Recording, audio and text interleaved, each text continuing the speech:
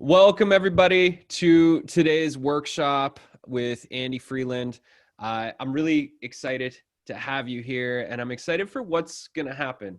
Andy and I, we were the co-creators of the Great E-Course Adventure, the Art of Binge-Worthy Courses, and 5 years ago, we just reimagined what the online education experience could be like due to our dissatisfaction with the status quo of how courses were being delivered and how students were not getting results in the courses that they're going through. And so we wanted to take everything that we were witnessing and how people consumed information through online learning via videos and how people use social media and gamification, all these different mediums, and we wanted to bring it together.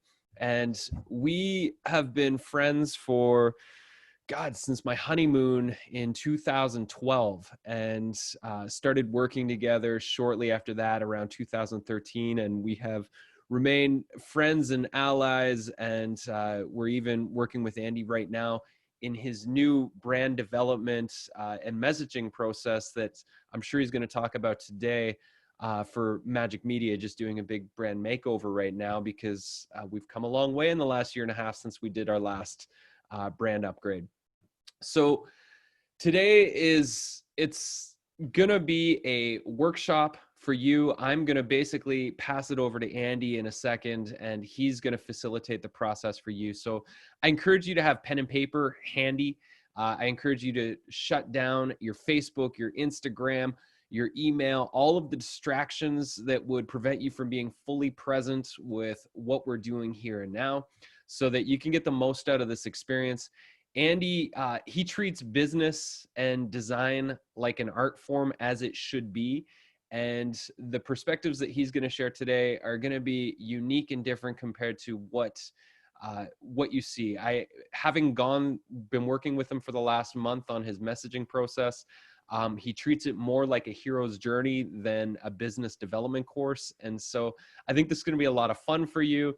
And if so, I encourage you to explore how you can work deeper with Andy and take advantage of the genius that he has available for you. So without further ado, I'm going to pass it over to Andy. Andy, thanks for being here, for giving of your time and your wisdom. I'm really grateful that you're opening up your body of work that you've been developing over the last couple of years for all of us to experience. So thanks for being here. Yeah, thank you for making this happen, Brad. Well, welcome everybody. Thanks for showing up. It's an honor to be here and to share some things that I've learned over the years. So the title of the workshop today is Principles of Presence. So we're going to be covering 5 sort of key principles that I have discovered over my decade plus of experience in brand and web design. And these are going to be very high level concepts. We're not going to be really getting into the weeds as to the technical or tactical how to do XYZ type stuff. It's more going to be the really top level strategic perspectives that we need in order to develop what I would call a powerful presence online and to have control over that presence and to make our presence work for us rather than for somebody else. So before we get into it, I just want to give a little quick background as to where I'm coming from and what I do in the world. As Brad shared, I co-created the Great E-Course Adventure alongside Bradley, which was an amazing, creative, enlightening process. That really set me on my current course, so to speak. And it really opened me up to the possibilities that we have with using online media as a creative outlet. So I actually, I'm not sure if any of you were around in the good old days, but this is the platform that I built for the first Great E-Course Adventure before everything got moved over to Mighty Networks. And I love building platforms. Platforms for putting our content, for expressing, for facilitating, for learning. And I really believe that there's just so much potential that we have with the internet. And so today is going to be really about how do we amplify and maximize the potential and effectiveness that we can have with our platforms. So in the time of creating the Great E-Course Adventure, another project that I was working on that was another big passion project was something called Audio Alchemy. And this was started out as a series of retreats in Hawaii.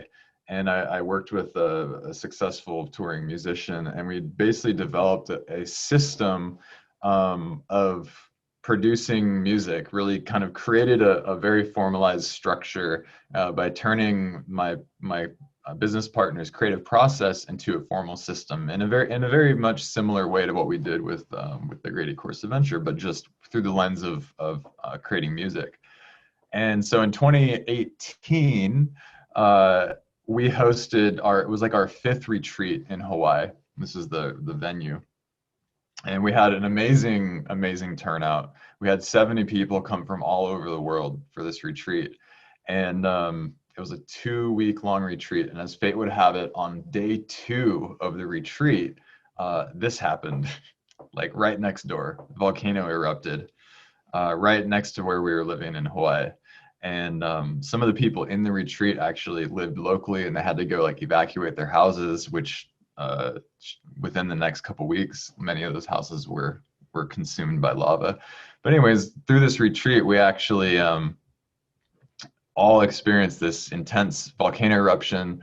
I had to evacuate my house and during the retreat, and we also had to evacuate the retreat mid-retreat. And we actually were able to see it through to the end. It was an incredibly life-changing experience. Here's the nighttime sky at the retreat center. It was absolutely wild. And here's some of our group. So because I had to evacuate my house, this led to us moving off of Hawaii, which we had lived there for about 8 years, my wife and I. And we ended up journeying across the whole entire planet, basically. We road tripped across the USA and eventually landed where I am now in Asheville, North Carolina. And so that was like a huge, a bit of a hero's journey in a way for me. And it was kind of this moment of like what I call like crossing the abyss. And through that process, I had the time to really rethink how I wanted to show up to my work. I mean, my main focus and bread and butter, so to speak, has been doing brand strategy and web design for clients over the last, it's been over about 10 years now. And so through this whole transformative process, I realized and kind of started to admit to myself that I wanted to start changing my relationship to that side of the work. And I wanted to figure out how I can work with people at scale and more of a facilitation role. And that has kind of led me to where I'm currently at now, and starting to formulate all of my knowledge and my body of work into templates and systems and processes, and to help other creators create powerful platforms and brands without me needing to be my own bottleneck, right? And being able to only work with like one client at a time or something like that. So this workshop here is kind of one of the first seeds of me sharing this knowledge and helping facilitate and helping you build a more powerful web presence. So what exactly are we going to learn today?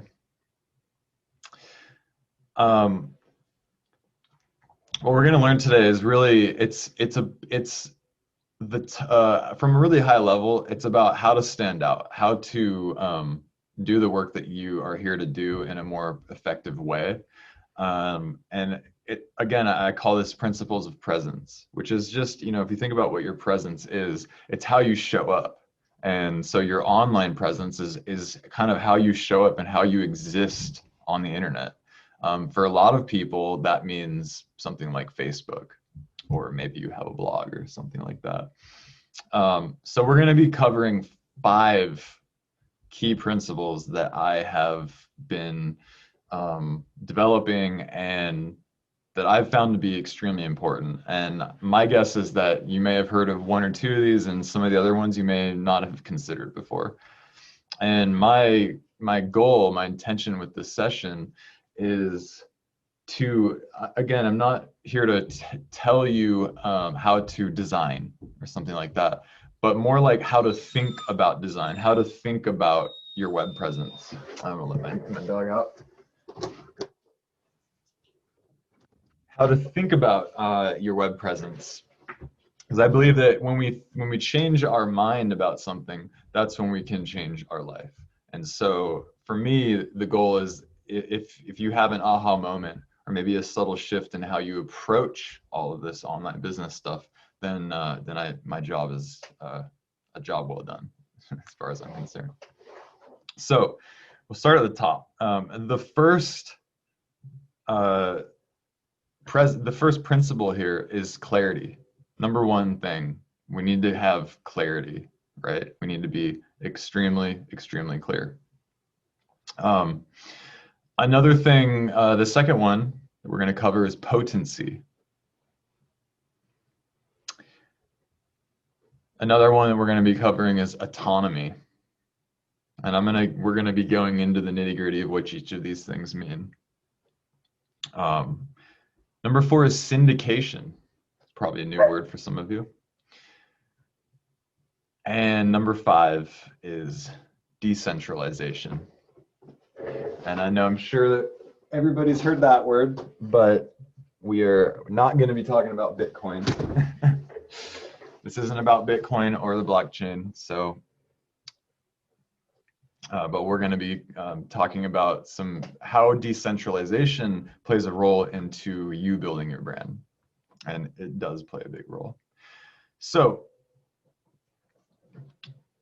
really what this is all about, and kind of the core message here that I want to get across, which will become more apparent, is that all of this comes down to freedom and autonomy. And as a content creator, as a brand, if you don't control your presence, then who does, right? So we're going to be talking about exactly how we can basically be more empowered with how we show up, with how we exist on the internet. So let's get into it, and we're going to learn some things. So we'll start with clarity. What is clarity? I mean, it's pretty simple. It's our ability to be clear, to if we are not clear, if we put out a piece of content and it's not clear what that thing is about, then it's not going to land for people, right? Same thing with our presence as a whole. It's when we're not clear with our presence, then people struggle to understand us, right? Now, the way to get clarity on our presence, in my opinion, the way I always start, whenever I start any sort of creative project, whether it's for myself or a client, it always starts with strategy. And for a lot of us, this is generally what our strategy looks like, especially when we don't have a strategy. We set out to do a thing, and lots of things happen, and we make mistakes, and we figure it out as we go, and eventually we get to where we're going, hopefully. But there is a smarter way. And so strategy is a key component. And that's why when people ask me what I do, I used to say, oh, I'm a web designer, blah, blah, blah. And now number one thing I am is a strategist, brand strategist, platform strategist, whatever. It's everything comes back to strategy, which is the approach. It's like how we show up to the work and giving a reason behind every action, right? It's like when we put out a piece of content without a strategy, it's just a piece of content. But with a strategy, it's a part of a larger plan, a larger process, right? It's kind of like playing chess or something. The whole goal of strategy is to play smart. And strategy leads to clarity in our business. Without strategy, it's hard to have clarity because we don't really know what we're doing at a deep level. So the way that I kind of approach this is I break this whole thing down into like 4 parts, at least in the way that I develop platforms and develop brands. And the first phase of any project, it always starts with just pure strategy. Before we create anything, we want to understand why we're creating something, right? And how creating something fits within the larger context of what we're doing. Okay. Once we have a strategy down, then we can start building, whether it's our identity or our website, our messaging, all of that kind of stuff comes second. And then once we have our identity, our aesthetic, our sort of content, so to speak, then we need a place to house that content, which is that third phase where we develop the platform. And then lastly, there's a fourth phase, which has to do with networks. And we're going to be talking a bit more about the importance of networks within this. But Magic Media, the Mighty Networks, that's a network, right? A place where we can gather people and gather content to make things more discoverable. So anyways, I use this analogy of a seed, right? And sort of growing things.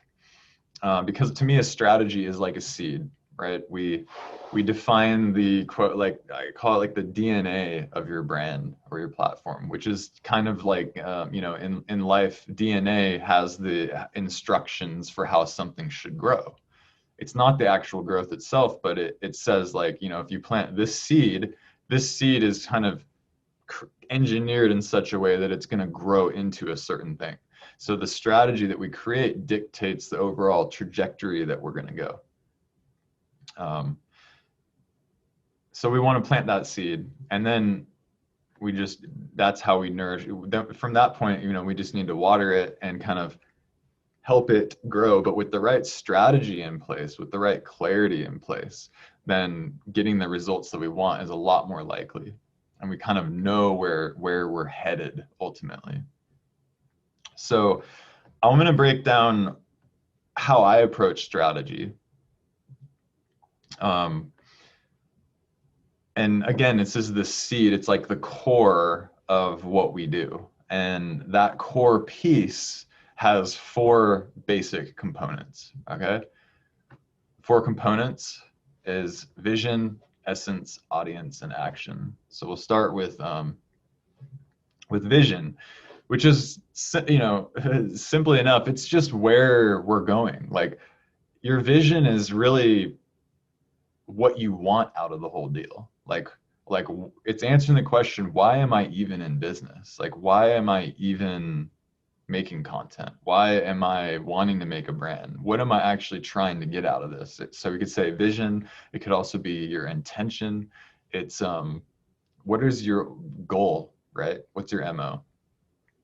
Without a vision, I heard a really good analogy that's like, imagine going to an airport and going to the ticket kiosk and just being like, hey, I want to go somewhere really nice. And then she's like, okay.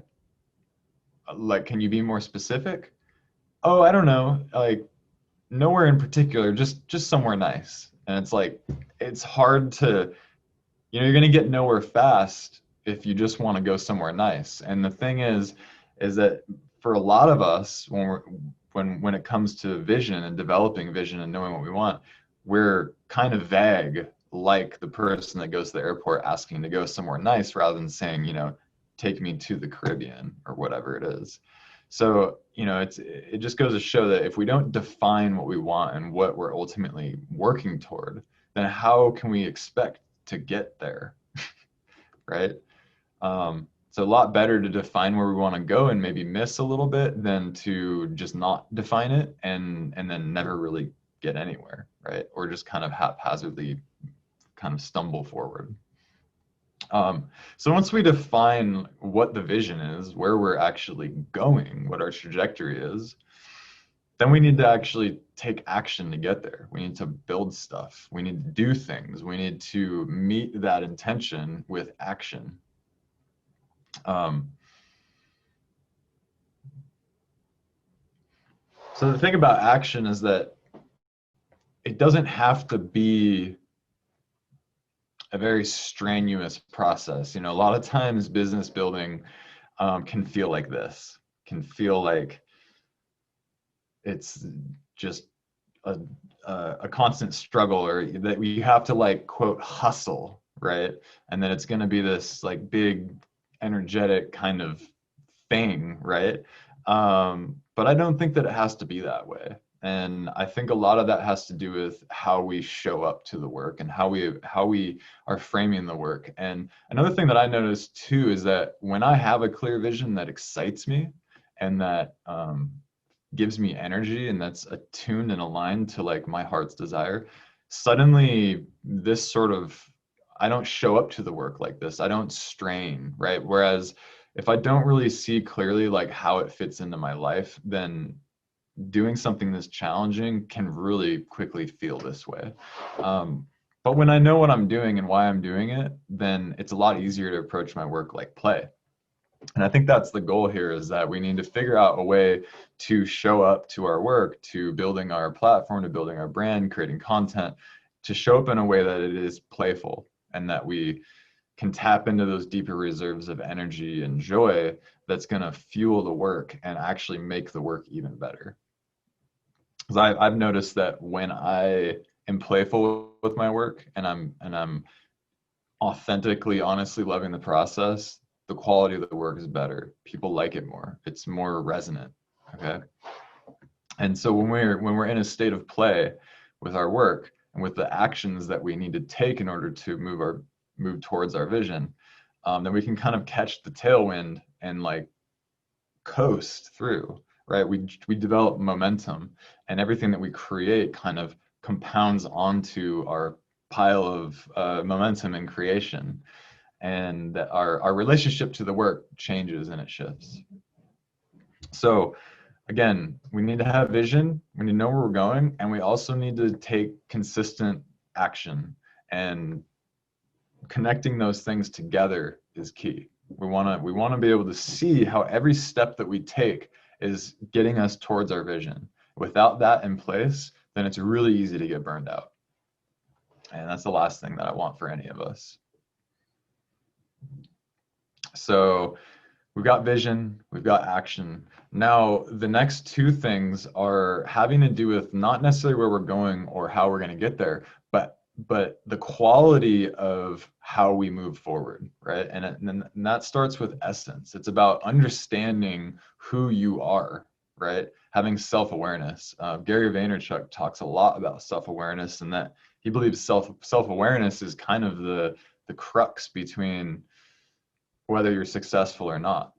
Because if we're not aware of who we are and what makes us tick and how we want to show up in the world, and sort of what our style is, so to speak, then it's really hard to be excited and to create a sense of authenticity in what we do and how we show up.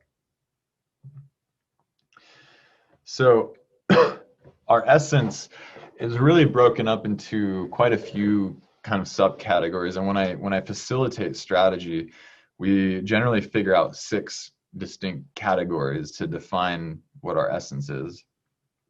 Number one thing is like your culture, right, or your aesthetic. We also want to define things such as who your audience is, what your voice is, what your sort of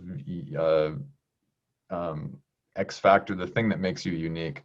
There's other things too, and we don't really need to go into those nitty gritties because I'm going to be creating an entire workshop that focuses purely on strategy.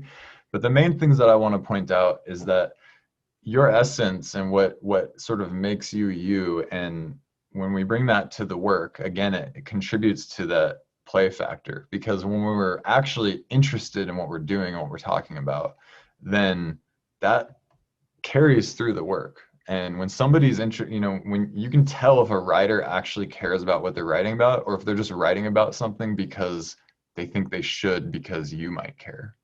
And I think that's the wrong way to go about it. There's enough of that, and what we need is more people that actually are interested in what they're talking about, what they're writing about. So understanding what you're actually interested in is a very important aspect of defining your strategy and defining your essence of your brand. Your values, right? What you find important in life, principles, values, big ideas are super important. And for me personally, I mean, these are like the bedrock of what I do. Also is like your skill, like defining what you're actually really good at and what areas you can create big value for other people, for other businesses, etc. Um, talents as well, right? It's like anything that you're naturally good at, we want to weave into the mix. Um, another thing that's really crucial about essence is, again, it's like we want to define who we are, and we want to show up to the work like with authenticity, with reality. It's like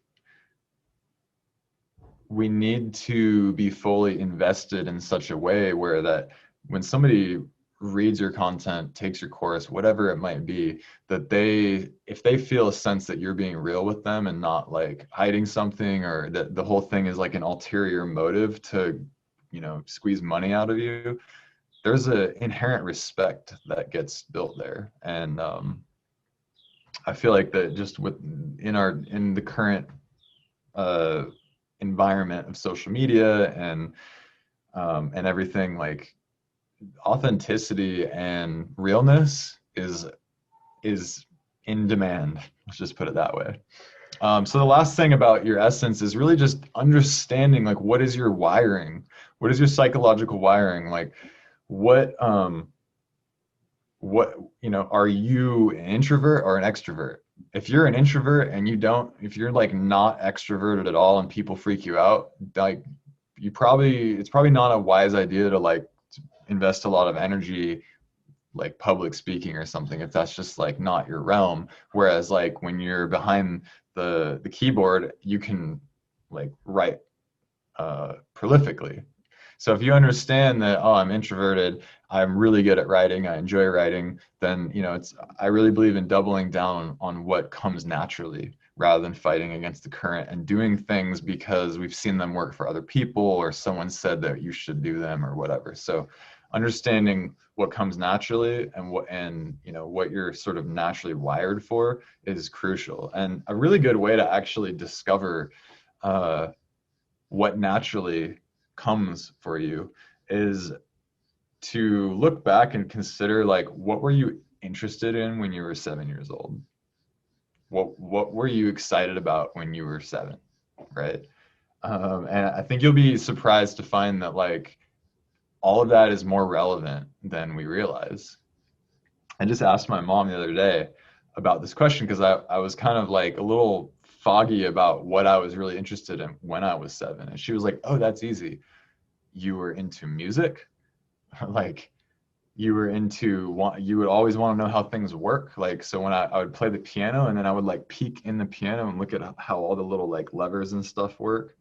And she also said that I would read all the time. And I mean, I've read like over 30 or 40 books this year already.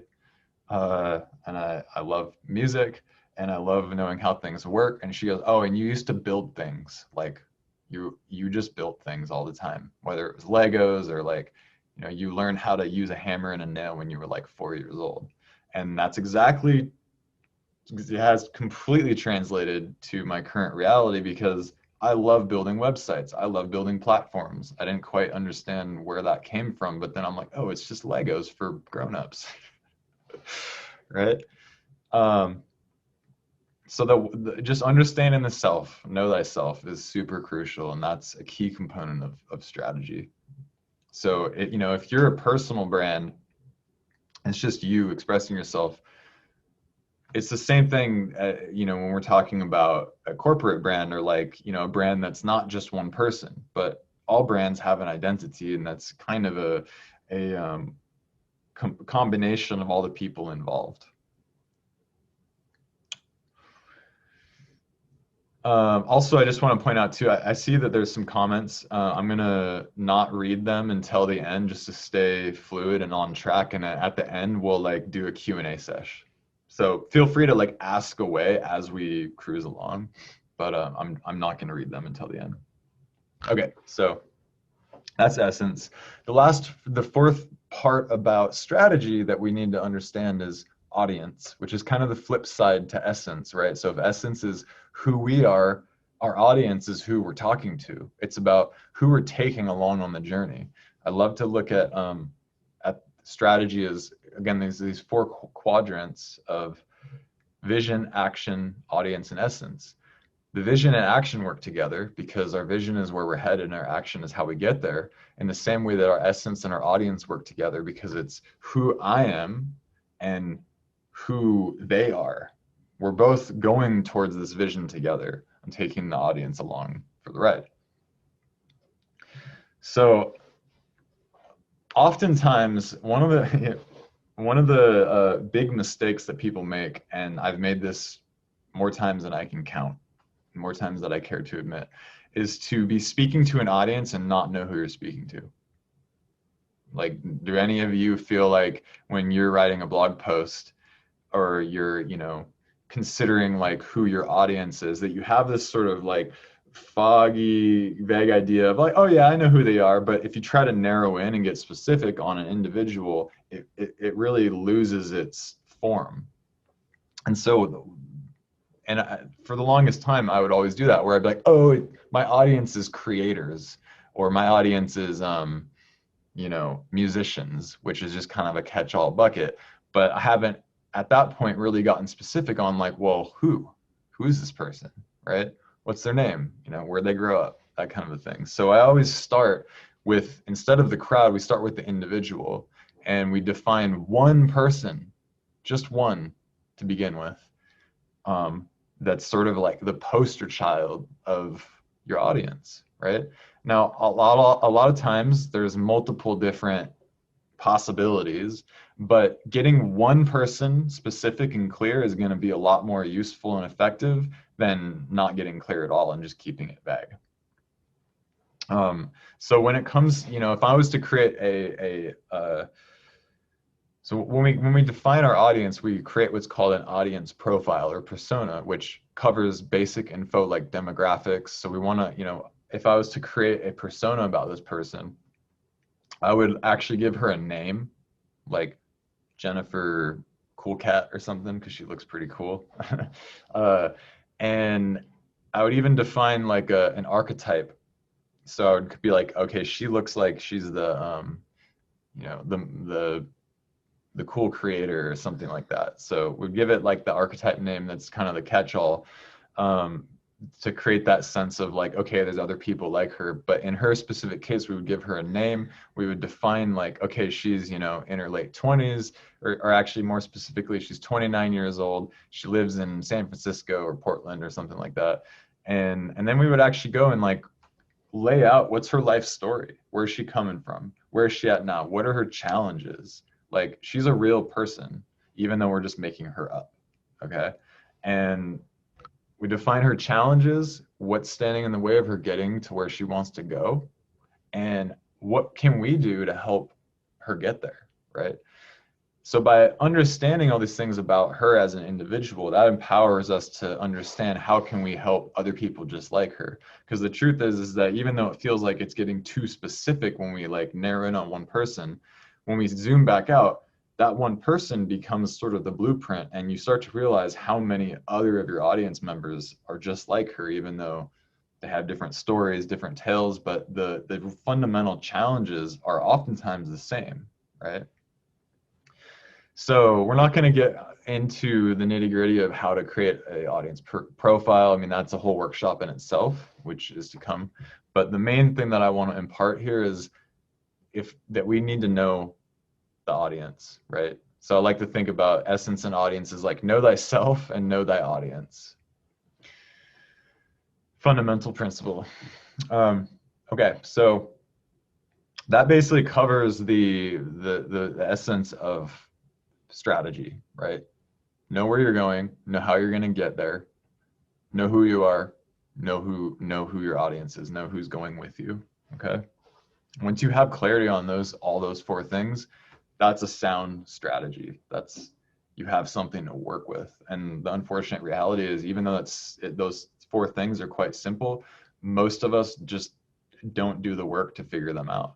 And that ends up costing us a lot more work and struggle in the long run, because we make mistakes that we could have avoided if we would have just got clear to begin with.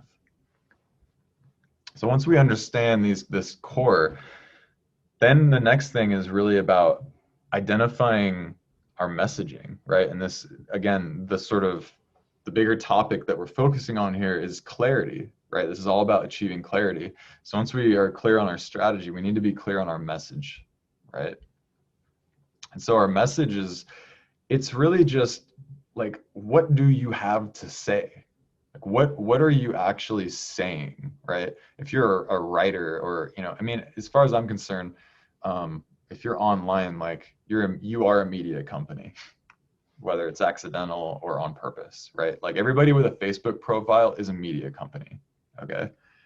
They're bought and sold to advertisers, blah, blah, blah. So it's like, what do you have to say? You know, most people don't stop to actually think about this. They just say stuff, right? Whether you're on your social media profile or you're blogging or whatever, it's like just grasping for things to say, just to say things because we need to like be active or whatever. But I think it's much more effective to take a step back and to ask, well, what do I actually have to say? What do I want to say? What needs to be said? What's important, right?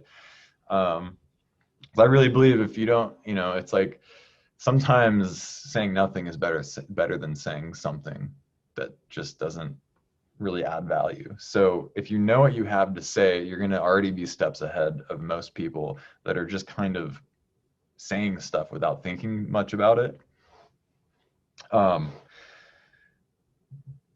And the thing about this is that oftentimes we don't really know what we have to say, and that's okay too. And the truth is that writing, when we write intentionally, and I don't mean like Facebook post writing, but like blogging is such a different sort of experience because there's more quality about it, and you're kind of forced to wrestle with your thoughts and your perspectives and ideas and turn them into something useful, right? And the thing that I've really come to understand is that writing reveals my knowledge about something. When I sit down to try to write something about a topic, that's kind of like the ultimate test of like, well, how much do I actually know? Because I find that the more I know about something, the more it flows, the easier it is to write. The less I know about something, the more I have to kind of struggle with it. But in either case, writing is learning, which is, you know, something that I haven't done until recently in my life is get serious about taking notes. And the thing that I never really realized about notes is that what notes actually are is you rewriting what you're learning in your own words, which is like the first step in true learning. So especially when it comes to notes, like one little tip is like, don't rewrite the same thing with your own handwriting. Actually rewrite the idea in your own voice, in your own style, which will it's going to help it land better. So I see writing as a sort of discipline and a practice to increasing knowledge, increasing intelligence. And that's, I think blogging is really understated in how useful of a tool it is. So when it comes to your message, it's really, really, really important to just get to the point as fast as possible, especially in the sort of modern social media landscape where everything is just so fast and, you know, tweets and this and that. People's attention span are just out the window. I mean, I don't know if this is true, but I remember seeing some sort of stat that like the average person on social media has a shorter attention span than a goldfish. I don't know if it's true, but I wouldn't be surprised at all. So what this means is that we need to be exercising our muscle of like getting to the point faster and creating content that's more bite-sized and digestible. Because yeah, if we create content that, even though it might have all the like stuff in it that we want, if we don't make it digestible, then it's, you know, it's not going to get digested very well. I mean, it's a bit of a wasted opportunity. And the more digestible we can make something, the more of an effect it's going to have on our audience and their understanding. And it's just going to have a feedback loop where the people will understand our writing better. And that's going to reflect back on actually building more brand equity, and people will become to trust us more, yada, yada, yada. So how do we make more digestible messaging, digestible content, right? So one concept that I've recently discovered is this idea of atomicity, which is like the keyword is atoms, right? So an atom is like the smallest building block of reality, of the physical universe, okay? Everything is supposedly built up of atoms. So when you get down to the atomic level, you can't really go much further than that. I mean, that's the basic unit. I guess you could argue that with quantum physics and stuff, but for all intents and purposes, let's just consider that the atom is as small as it gets. So what this means is that it's this idea of every time I write, I always want to have like every sentence kind of have a complete idea. It's almost like thinking about like every sentence, every line, every time you communicate something. If we there's an ability to have more with less, right? So it's kind of like thinking in terms of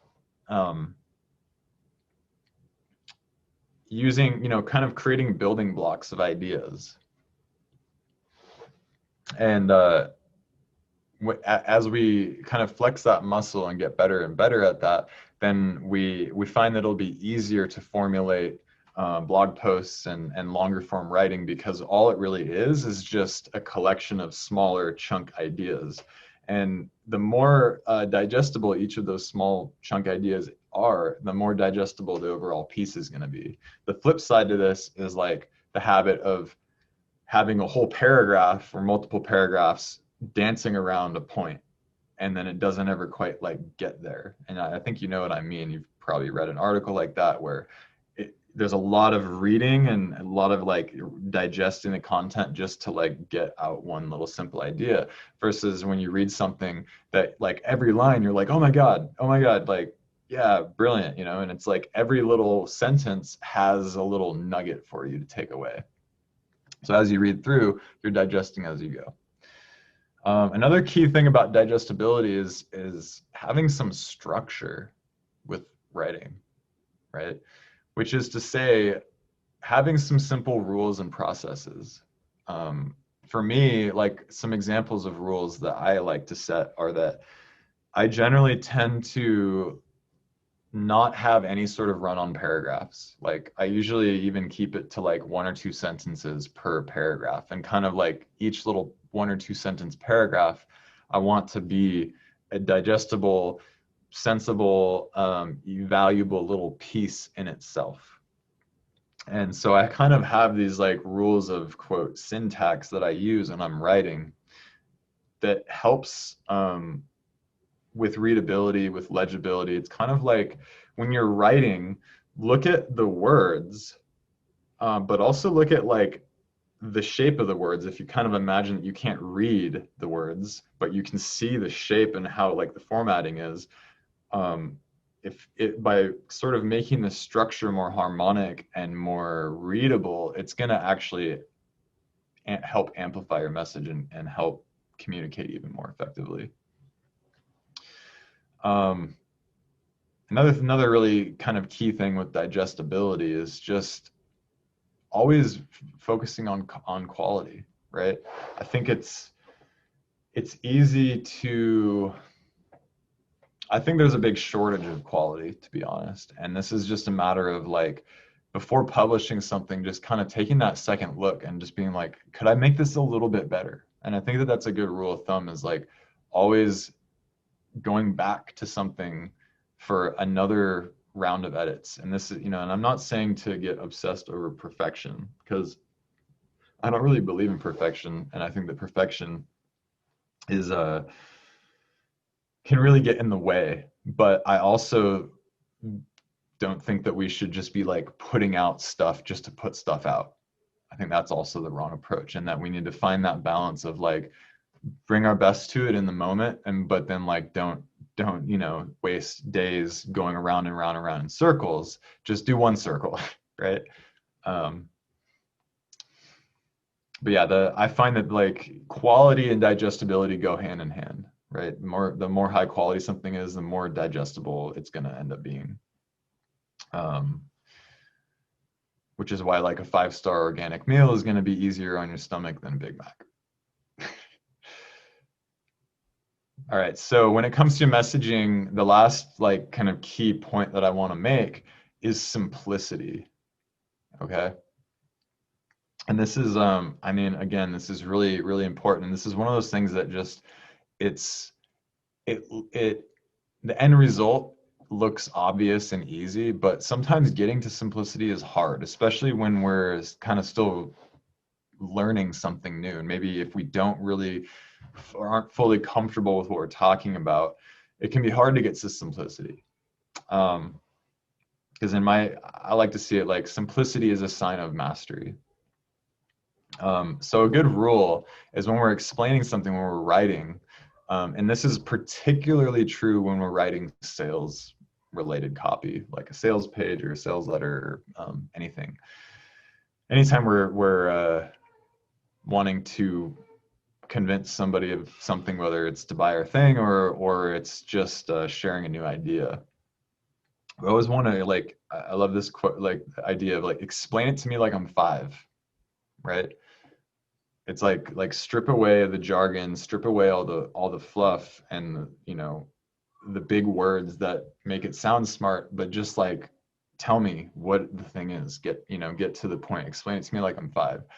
There's some of the best, most successful like advertising campaigns in history, created by like David Ogilvy and some of these other guys. They're like the most simple language. In some cases, the grammar and the like pronunciation, everything is atrocious, but it communicates clearly.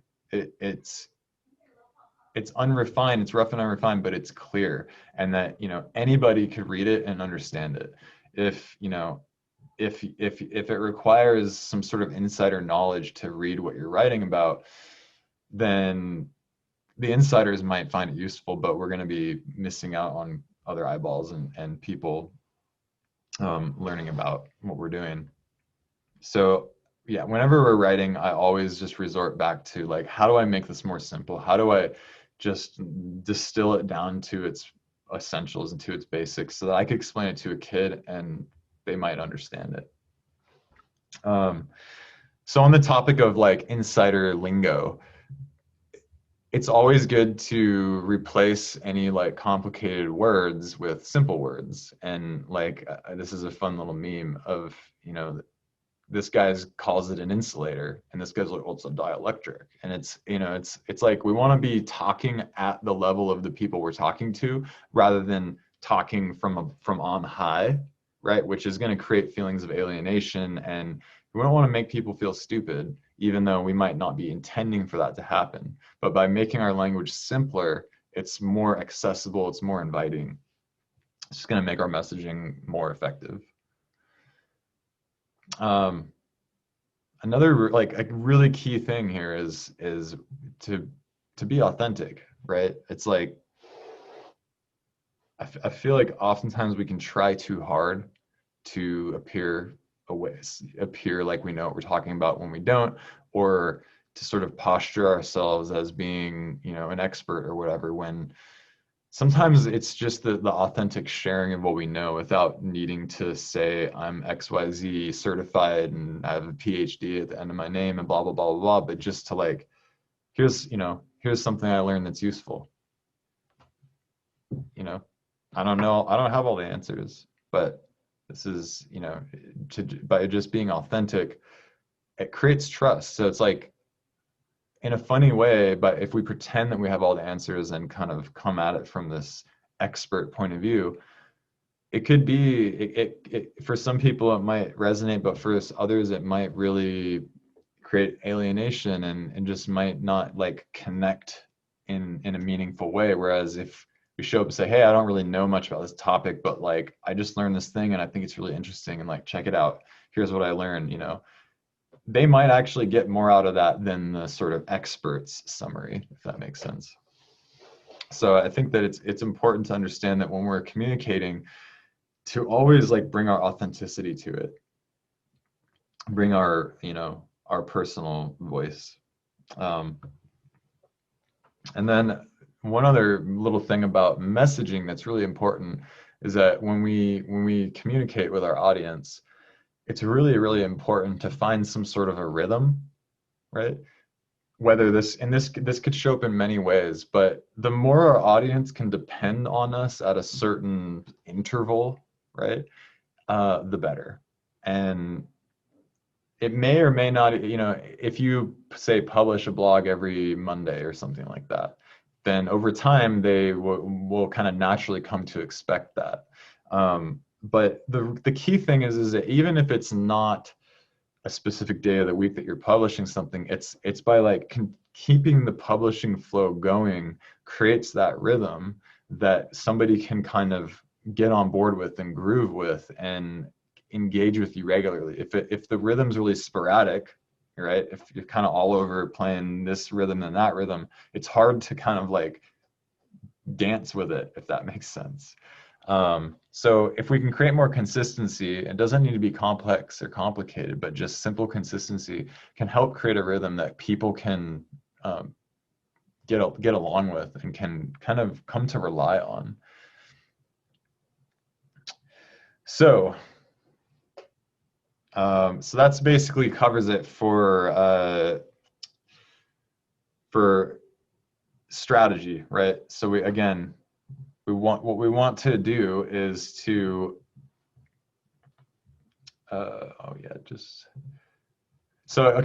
backing up, the big topic that we're covering right now is clarity, right? So step one, clarity, and the four ways that we get clarity is through strategy, through making sure that everything that we are communicating is digestible and clear, and also coming to a point of simplicity, right? And all of these feed into more and more clarity, okay? To me, clarity is a sign of success, is a sign of mastery. So we always want to be striving for clarity. All right, so the next thing that we're going to talk about is potency. And potency is like, you know, potency and clarity really work hand in hand. So if clarity is your ability to just kind of get to the point of what something is and you know, create a sense of understanding, then potency is really the way that you go about doing that, and sort of like the impact and the effect that your clarity has, okay? And when it comes to potency, your voice is a really key component here, and this comes back to your message. But you know, if your message is just, let's say the clarity side of it is how, you know, what you're trying to say in its most raw kind of uncolored format, then potency comes through like your tone of voice, right? And the personality and character that you infuse into your message. And this is, you know, your potency is really where traditional sort of branding things come in, such as, you know, your identity, your aesthetic, your color palette, you know, your brand voice, all of that kind of stuff plays into the potency factor. So the first place to start is, now again, it's your message is really the kind of core of all of it. And in order to have a message that is resonant, that is powerful and effective, you need to have something that you stand for, right? Like, as James Victoria says, have a damn opinion. Like, actually stand for something, like kind of put your foot down and say, this is what I believe, right? It doesn't even really matter what that thing is, but having that conviction of like, this is what I believe in, this is what I stand for, that's a hugely powerful and it's just a powerful thing for developing a presence and developing a brand. And when you stand for something, that creates trust, and you're going to attract other people that stand for that too. And it's also going to push people away, and that's okay. um, Kevin Kelly, he was like the founder of Wired magazine. He has a infamous, or actually I wouldn't say it's even infamous, it's famous article called "1,000 True Fans," and he basically explains that in the sort of way that the internet has unfolded, all we really need as a creator is just to have 1,000 true fans. Like whether you're a musician or whatever it is that you do, just as an individual creator, if you have 1,000 people that actually care about what you do, like you're set. You have it made. Like you can generate all the like financial abundance that you need in order to be successful and continue doing what you're doing. And I think that part of that comes back to actually having something worth talking about. And if you think about all of the most successful artists and creators, oftentimes they have a very strong opinion about something or multiple somethings. And I think that a lot of us are often like afraid of putting our foot on in the ground and saying, this is what I believe, this is what I stand for, because we don't want to offend people, we don't want to push people away, especially when we're like just starting out and building an audience, and we want to get as many eyeballs as possible. But the problem with that is that we end up usually getting, you know, maybe more people initially, but they're not as invested, and they're maybe not as resonant than had we said something profound and strong and stuck by that, and then had maybe less people, but those less people would be more invested. And so that's the whole point of the 1,000 true fans argument, is that it's not about more. It's not about boosting the numbers, you know, more likes, more vanity metrics. It's about quality over quantity. It's like, I believe that if you had 10 people who were like fully 100% on board with everything you do and just completely loved you and like, you know, would buy anything you created and share whatever you put out, that's going to be a lot more useful to you than say 100 or even 1,000 people that are just mildly interested. So we always want to be aiming for quality, and the best way to do that is to have an opinion, right? So when we're designing and kind of coming up with messaging, it's really important to start with no filter. And I'm not saying that we want to like just publish whatever comes to mind. That's not at all what I'm saying. I'm saying write whatever comes to mind. Get clear with yourself what your thoughts are and what you believe about something. And in order to do that, we need to have kind of no filter with ourself, right? And once we get all those like ideas down and we sort of clarify what it is we're trying to say, then we can actually put it through a filter, which is kind of how we create branded messaging. So the way that the way that I do this is by first identifying what the core message is. Like, what's your thing about? And there's a lot of components to this. And again, this is like a whole workshop in itself, which I intend to be teaching in the future. But the key here is that you identify your core message, which is unfiltered. It's just raw and it's to the point and it's clear, but it's not pretty necessarily. It's not fancy or colored or imbued with personality. So then what we want to do is define, well, what is the tone of voice that your brand has, right? And there's a certain exercise that we can do to facilitate that really easily. So then the key is that we apply that filter to the core message, and out pops what we call the branded message, which is creates that consistency so that no matter what you say, no matter what the topic is, no matter what we're communicating, by applying a consistent filter to it, it ensures that all communications are consistent, cohesive, resonant, and that our audience can kind of come to rely on that certain tone of voice. I like to think of it like, I always have the image of like the dark side of the moon, right? Where like our core message is the white light. It's raw and uncut. It's just the pure message, and it goes through the prism, which is our voice, right? Our brand's personality. And by applying the brand's personality to that white light of what we're saying, then we can create really engaging, fun, tasty language that actually means something and it's grounded in something stable.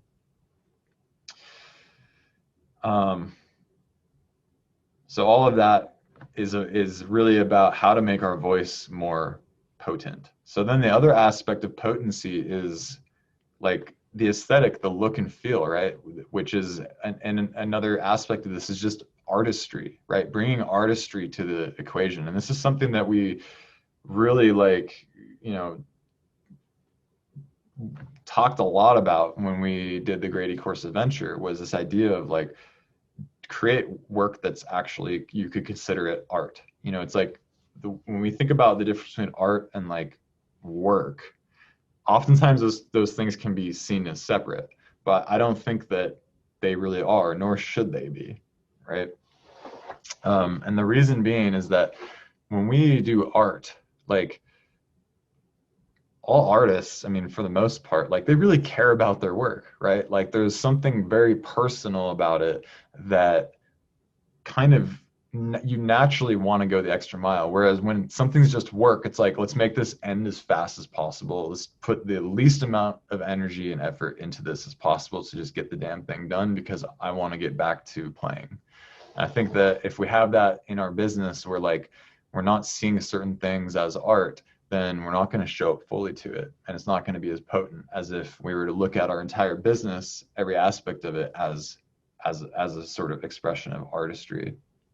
And like, I feel like the way to get there is just give a damn.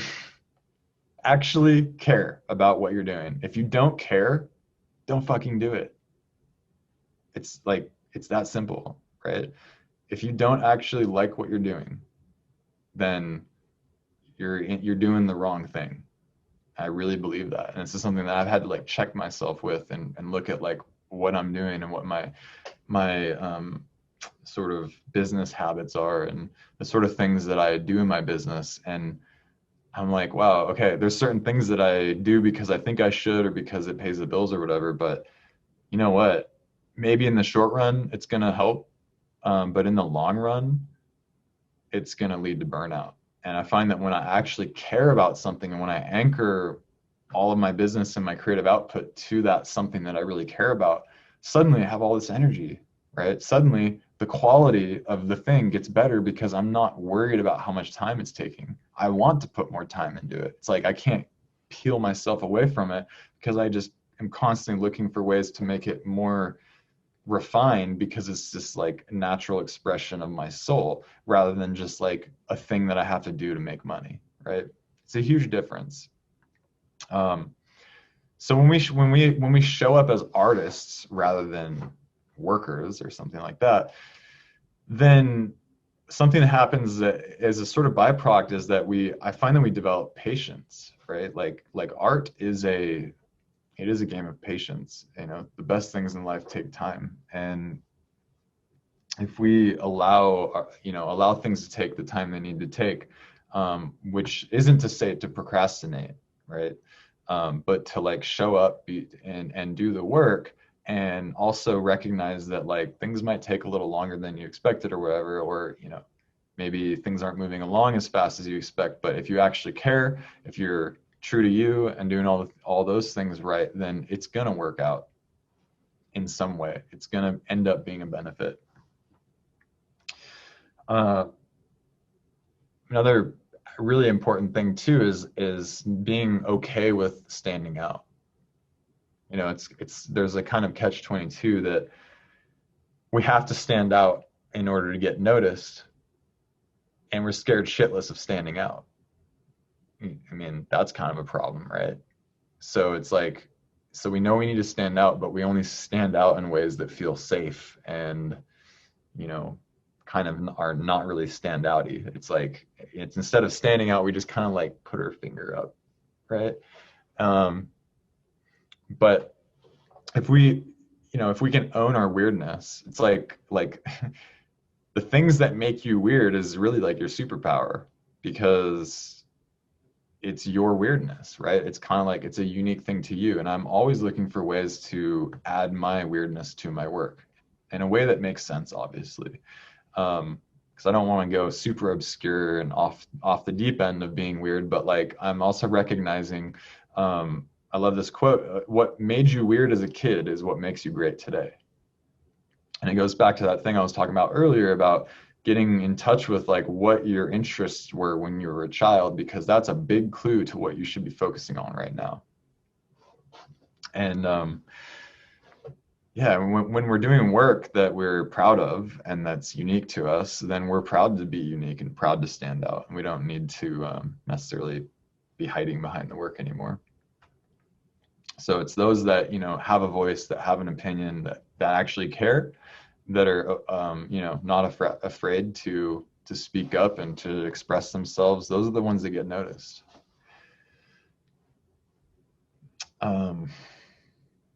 And ultimately, you know, it's a labor of love. It's like, I really believe, especially if you're a sort of an entrepreneurial type of person, especially solo entrepreneur or creator, you just gotta love what you do. If you don't, it's just not gonna work.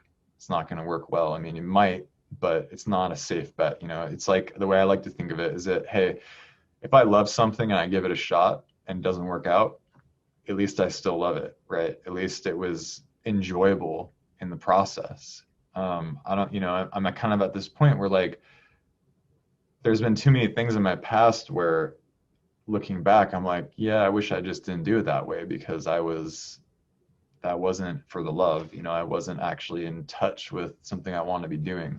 And to me, like, you know, if we actually love the whole process, it's going to make the whole thing so much easier. And that it shows up in the work. You can just tell when somebody actually loves what they're doing versus if it's just a money grab. All right. So bring your artistry. So when it comes to artistry, you know, when it comes to, especially with branding, it's like we're talking about like your aesthetic, right? And that's a huge part of the personality and the uniqueness. So this is a stylescape that I created for a client. And what this is doing is it helps to define and illustrate what the visual direction of the brand should be. Now, I really like creating stylescapes because it's a fast way of creating a vibe, of creating an aesthetic, and creating clarity over like what your brand should look and feel like without needing to actually without needing to create anything.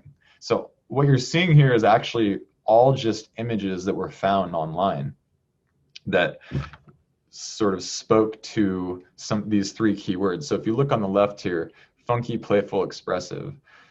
When we're, you know, developing an aesthetic, we want to start with words. We want to identify like, and those three words go back to the whole essence aspect of your strategy, right? Defining who am I, okay? So when we define who am I in words and have a process of, you know, coming to these words that can become seeds for your brand aesthetic, these words then kind of form the basis. And so when we created the stylescape, the whole thing was based around how do we create a visual communication that says funky, playful, and expressive. So when we went and we were searching for images, that's all we're looking for. We're just like, all right, let's find some funky, playful, expressive stuff online that's inspiring.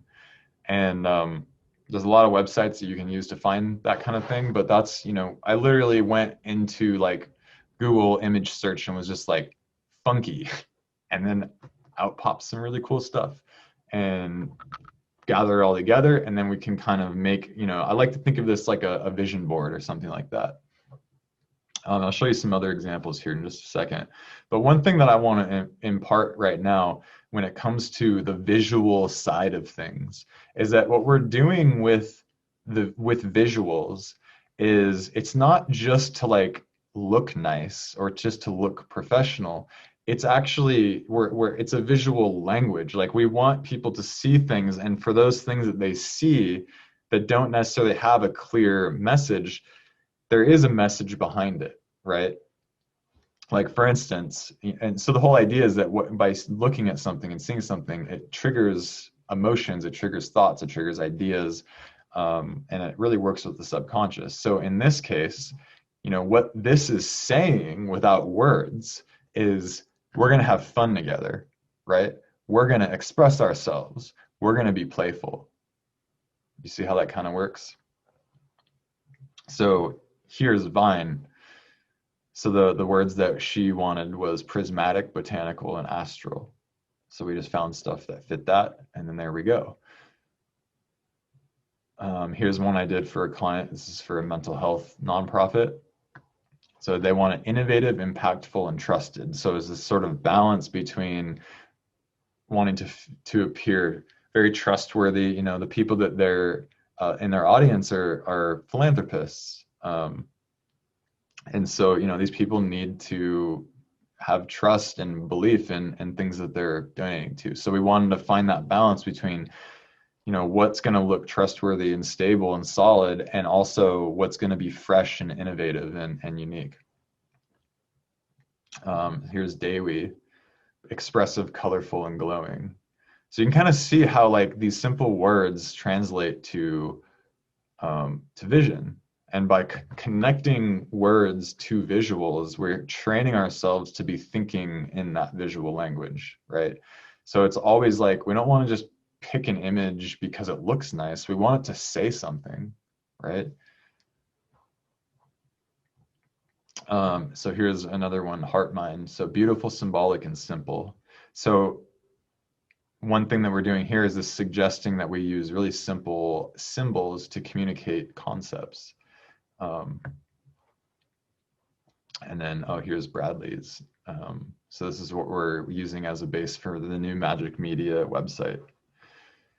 So we were just finding inspiration and then compiling it together so that it can kind of create a scene. So even if you're like say you're going to work with a designer, it's going to be a lot easier for you, and it's going to save time for you and them if you kind of create a vision board like this that is tied to words and is tied to your strategy, to help them narrow them in, right? Versus kind of have it be this open-ended thing. And I can't tell you how many times in the past, working with clients or helping other people that are working with clients, where they try to say, oh, I want it to look like this, like that, and then like just round and round we go, and we don't ever like kind of land at the same place because there's like a communication breakdown.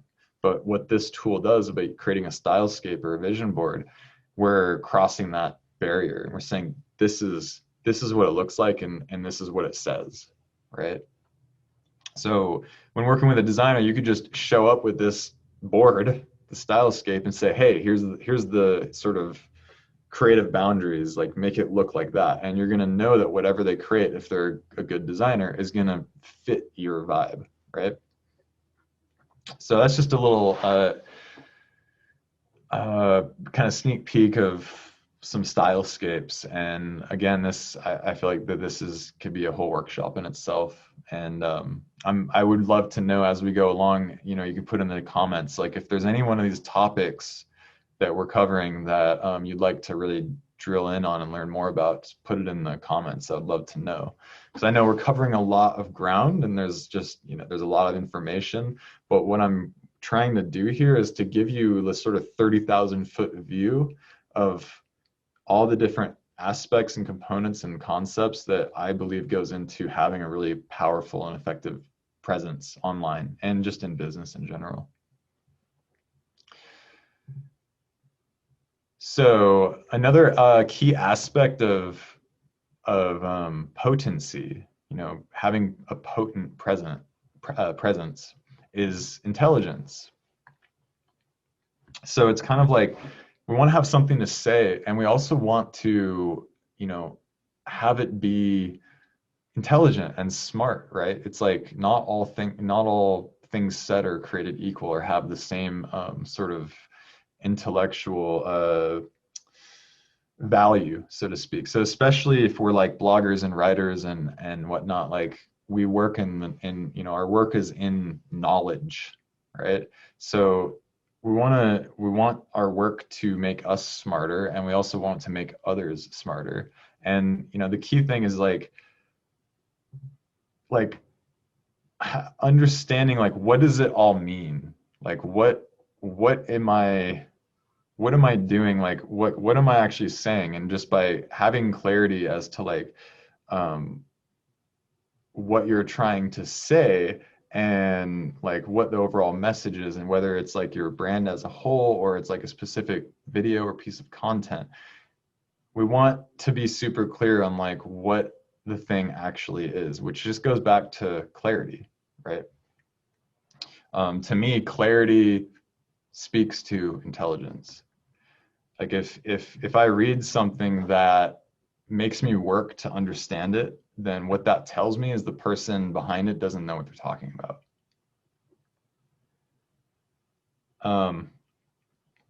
So when it comes to intelligence as well, it's like I always like to think that there's this balance, a balancing act that we need between the left and the right brain, right? The left brain is where we get logic and reason, and we make decisions, and we can analyze things and get strategic, and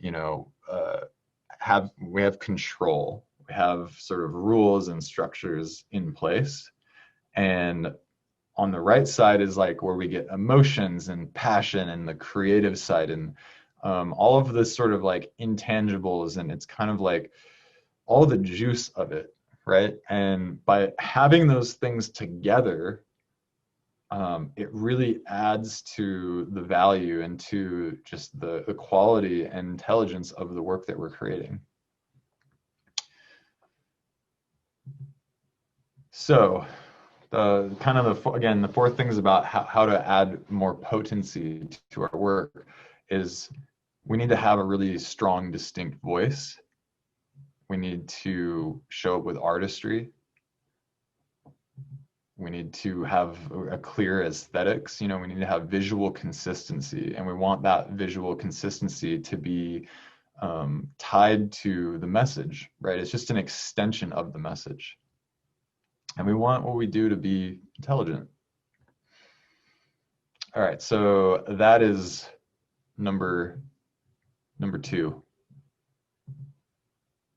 which is potency. So we started with clarity, covered potency, and now we want to talk about autonomy.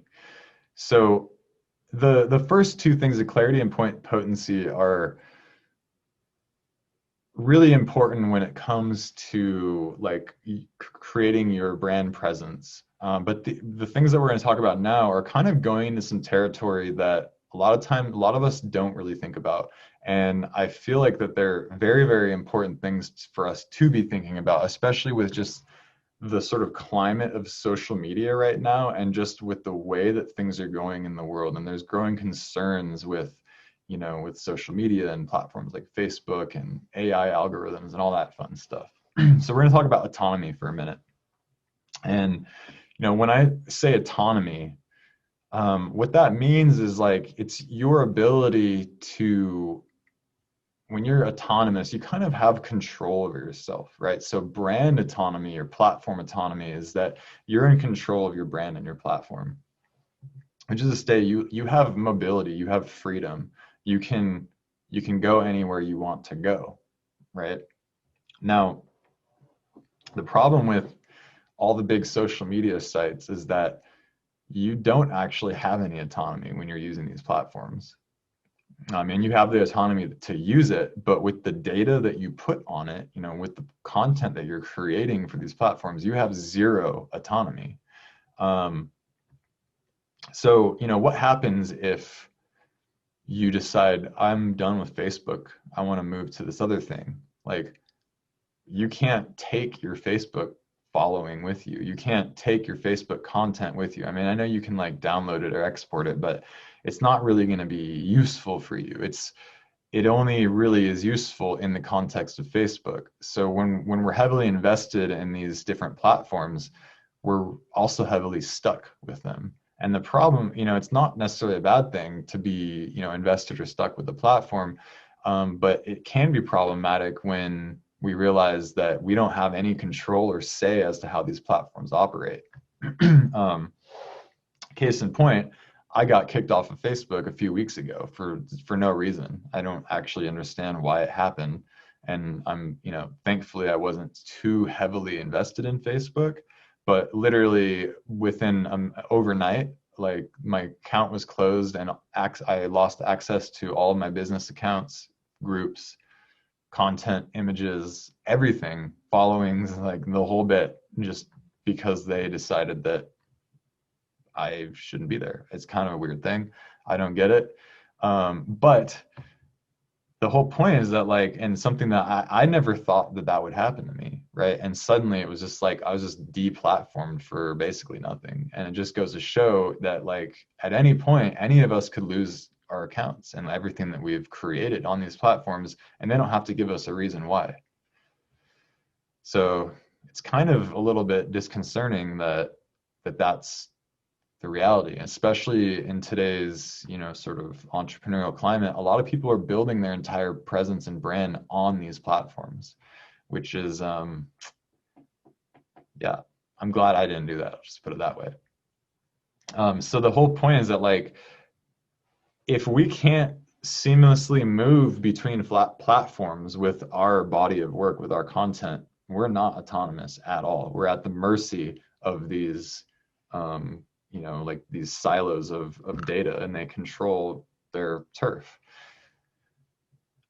An example of something that we all use that is kind of the flip side to all of this is email, right? We all know email. It's like the thing, it's been around forever. It's, it's certainly not new and shiny, but there's something beautiful about it in the sense that it's direct distribution. There's no gatekeeper, right? It's completely decentralized. Nobody can decide to get in between you and your email subscriber, or somebody you want to send an email to. And that's a really beautiful thing. And so I'm a big advocate in, like, the email list. And it wasn't really until, I always knew and always heard, like, oh, you need to have email list, it's super effective, blah, blah, blah. And that's all the kind of marketing rhetoric about it. But from a more, like, sort of level of principle, when you have an email list, you have total autonomy, right? Like, you can move that mailing list between providers, between platforms with total ease. You can't just take your Facebook following to Twitter or wherever else. You can't even just take your Facebook following to an email list. Like, it's good while you have it, but the trade-off is that you don't have that autonomy. So there's kind of this issue of, like, well, what do we do? Like, how do I have more control over my presence, over my platform, over my audience, over my distribution, all these things? How do we become more platform agnostic, which means you have your work, your data, and then to be able to, like, take that with you. I think that that's something that we really need, that's really missing right now, that it's not, you can't just take it elsewhere. You can't, decide, oh, I don't like Facebook anymore, I'm going to just go over here. Like, that's not a thing. So the key is that, like, we need to come into ownership. Like, we need to take data ownership seriously. We need to own our platform. We need to own our data.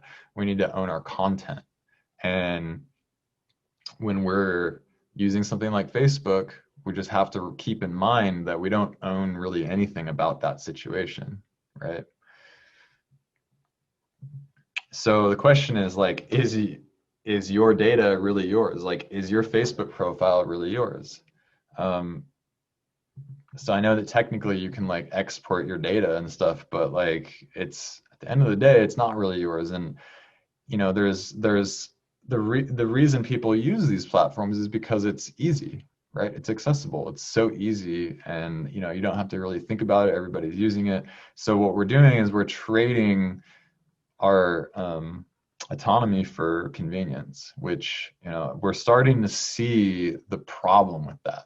Okay, so there's a quote. It's, if you don't pay for a service, you are the product, right? Like, when it comes to Facebook, like, we are the products, and we're not the customer. The customers are advertisers, right? And while this seems like, oh yeah, it makes sense, it's a brilliant business model, But like some of the cracks in the foundation are starting to show up, and we're starting to see the negative consequence of having over 1 billion people using a platform.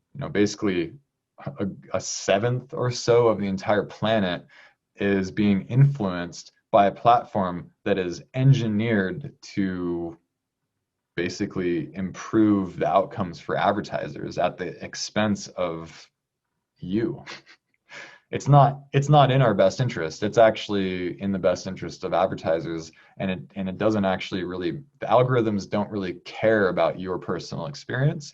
All they care about is how to make better deals for advertisers.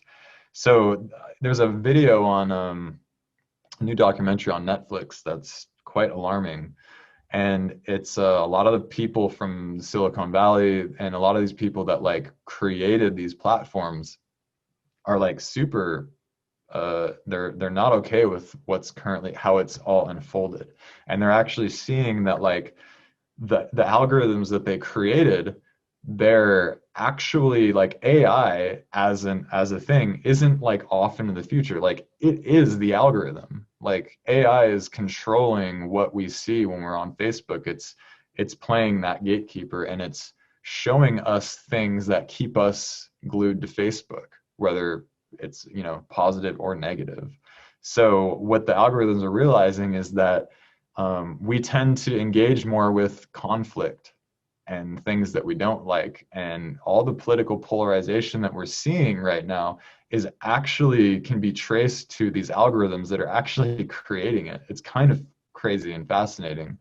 But I think it's really important for us to understand these platforms that we're using and to make wise, educated decisions about whether or not we want to use them. And if we do decide to use them, because there is a huge amount of potential to using a platform where we have access to all these people, we just need to understand like the trade-offs. So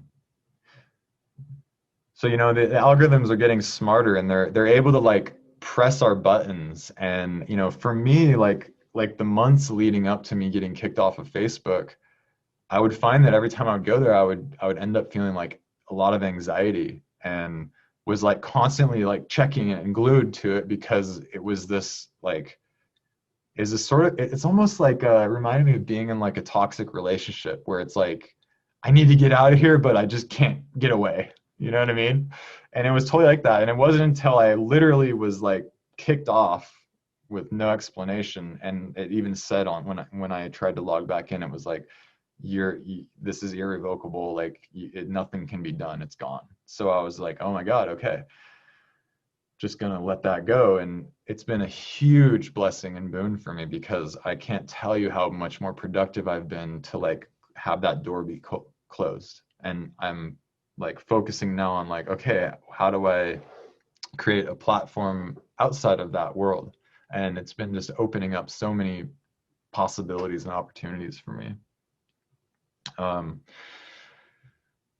So yeah, it's the unfortunate reality of Facebook is, even though it's a great way to stay connected, the whole thing is optimized for generating money for shareholders, and it's not optimized for making your life better. It doesn't have any concern with how it affects your life, as long as it's making money for stakeholders. And I think it's, the writing's on the wall. It's not going to end well. So I think it's just important that we like understand how these things are flowing. And for me personally, it's important that I have control over my platform, my distribution. So, which leads to the next thing, just distribution, which is just when we create a piece of content, or we have a message for our people, or we have something to sell, or whatever it might be. Like how do we distribute that? And a lot of times when it comes to Facebook is, we just make a post and then we just hope people see it, or we could buy ads and do it that way. But if we don't really have ownership of our distribution, like, is that is that a good place to be in, right? If our distribution is sort of like at the whim of these corporations that have kind of like these algorithms that decide who sees what, it's just a big gamble. It's like playing the slot machine, right? Which is a lot different than having a mailing list of people that are genuinely interested and excited and resonant with what you're doing.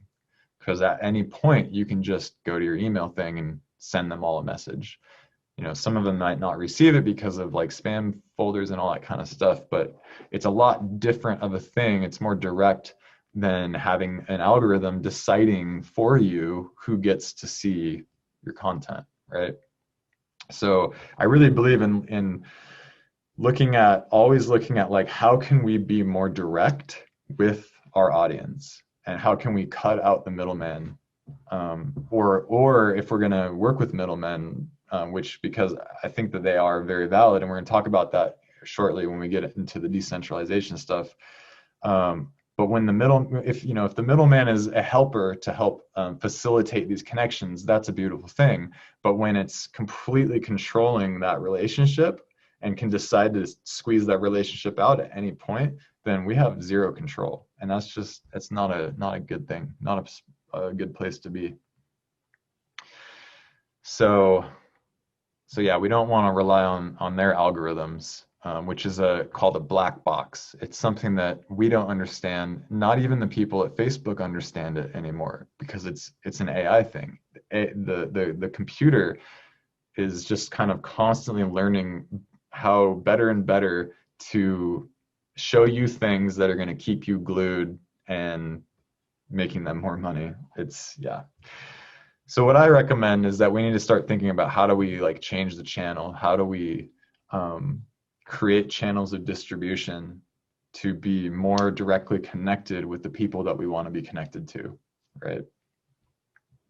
And this is an awareness issue, right? It's like everything comes down to awareness, and Facebook controls the awareness of over 1 billion people. Like, that's crazy. It's totally crazy. But it is what it is. And but the good thing is that there's so many ways to generate awareness, and what I'm really interested in is finding ways of creating community and helping to create awareness that doesn't rely on these gatekeepers as much. Because if we let Facebook be the gatekeeper of our business, we're bound to run into problems. So again, we want to always think about like, how can I control my distribution, right? There's no clear-cut way to do that, but just asking that question and just understanding this as a principle is going to be really, really helpful for you in the long run. All right. So another really key concept here is just the adaptability factor.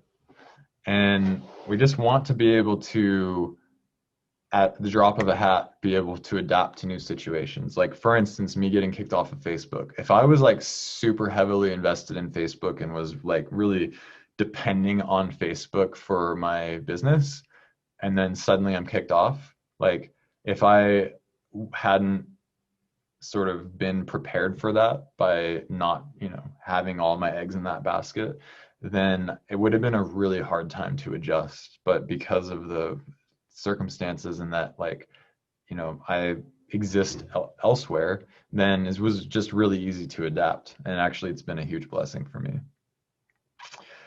So, the writing's on the wall. Like, when there's a Netflix documentary that's featured on their homepage of all these people that created Google, that created Facebook, that created, all these platforms, and they're saying, yo, something is wrong, like this needs to be dealt with. These are like, we have a red alert situation, and we really do ourselves a big favor of paying attention to this and starting to think about, okay, how do I exist online without social media? What does that look like? Because as far as I'm concerned, like the current paradigm of social media, where it's this huge conglomerate thing, I feel like it's starting to shift away. And so I think the time is now to start thinking about what the alternatives are. Um, you know, like empires fall. Like think about how fast MySpace disappeared into the ether.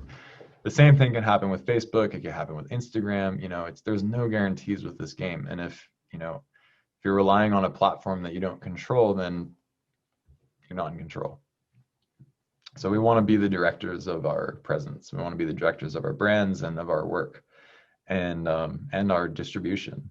So it's we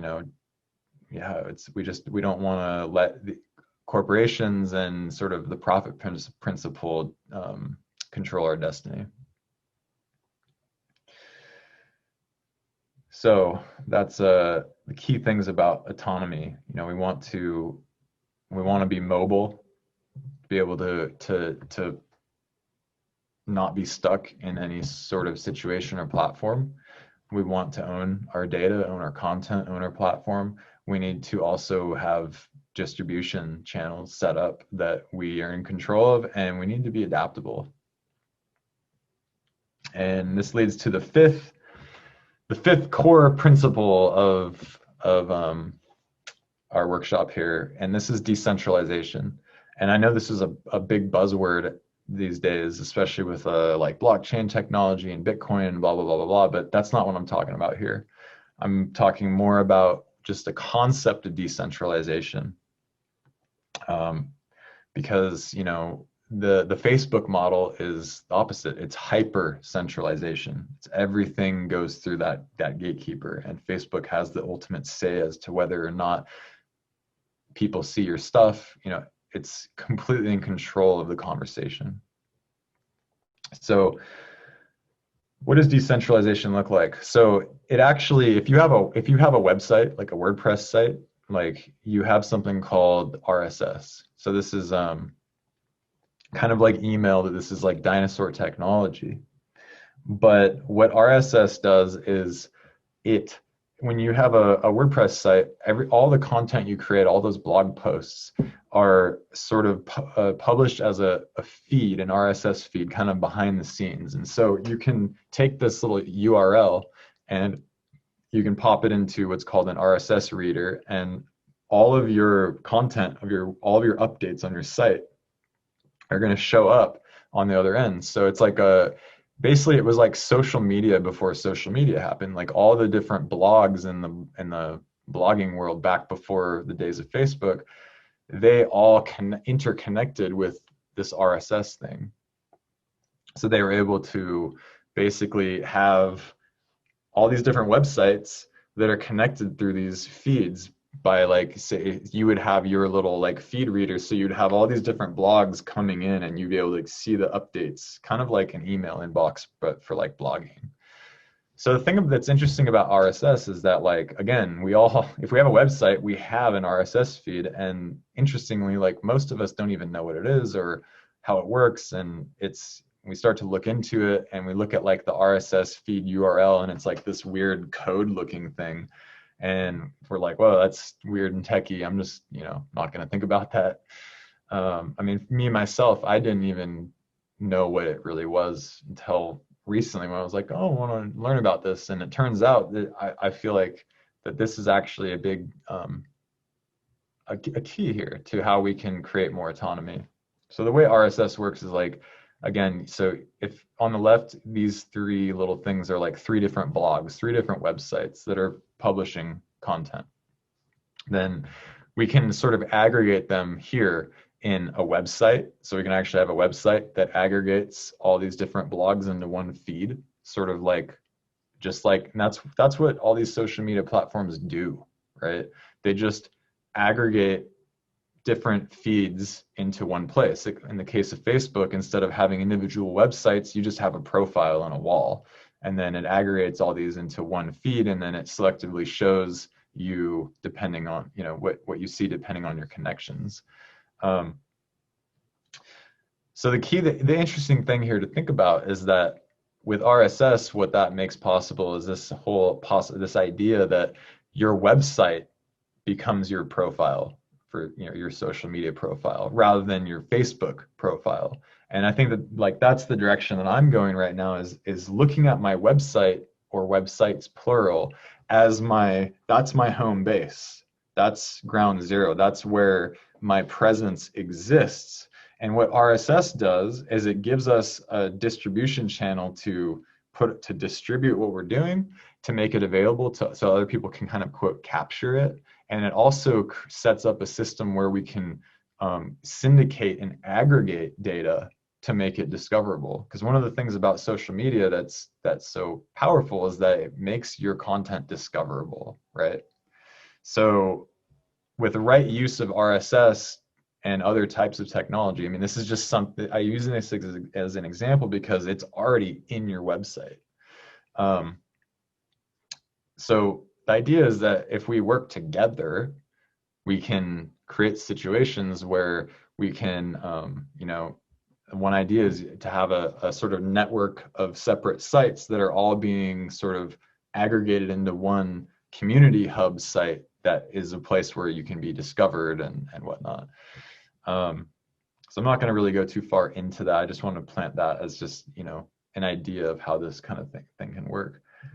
But when it comes to, so the original vision of RSS was actually a decentralized open web of autonomous content creators, right? It was a way of connecting separate blogs and websites together and creating meaningful dialogue and discussion between them. And then what went wrong was these Twitter came along, Facebook came along, Google came along and presented a much more streamlined way to aggregate content and to discover and to discuss. But the problem is, as we are now seeing, is that the sort of downside is that the quality of the conversation has gone down the drain because it's all about it's kind of like it's just showing you what's going to make you like emotional or make you click more things, which isn't going to necessarily be what makes you become a better you. And so the quality of the content of the pre-social media like RSS blog network world was like way higher than the quality of conversation that we see on current social media. And as we can see, it's just continuing to go down, more polarized, more meaningless, blah blah. Yeah. So anyways, I'm foreseeing that like as an immediate solution that there is going to be a sort of resurgence of the RSS model. It's not the end all, but I do believe that it's a way for us to create meaningful networks of distribution and communication and community, all kind of within the context of high quality, meaningful content that's well thought out rather than just fleeting stuff in the moment. So when it comes to our brand and our output, like it all comes back to what we create, right? And there's a key thing that I want to illustrate here is this idea that the idea between content versus context. Okay, so your content is like the words on the page. It's the thing you're saying. It's the content, right? So they say content is king, right? It's like your content is what really takes you where you want to go. Context, on the other hand, is everything it's the environment in which that content exists. So this is kind of like in the case of Facebook, your content is your post. Facebook is the context, right? And the sort of connections you have on Facebook. So if content is king, then context is God. It's kind of a fun way to think about it. So what I'm an advocate of is finding ways of creating more meaningful context in addition to meaningful content, which is to say it's the community around your work, right? And, it's such a key thing. Community is key.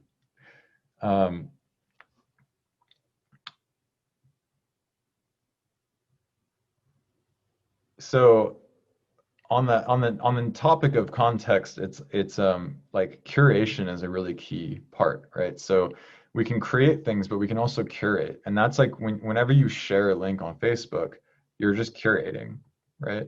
You're you're finding something and you're posting and saying, this is good. You should check this out. Okay. And so with the discoverability issue, like I think we tend to underappreciate the value of curators, right? Which is to say, it's like a DJ. It's like somebody that gathers the work of others and creates work out of those pieces of work, right? And as a content creator, we want to have relationships with content curators because those curators can help get eyeballs.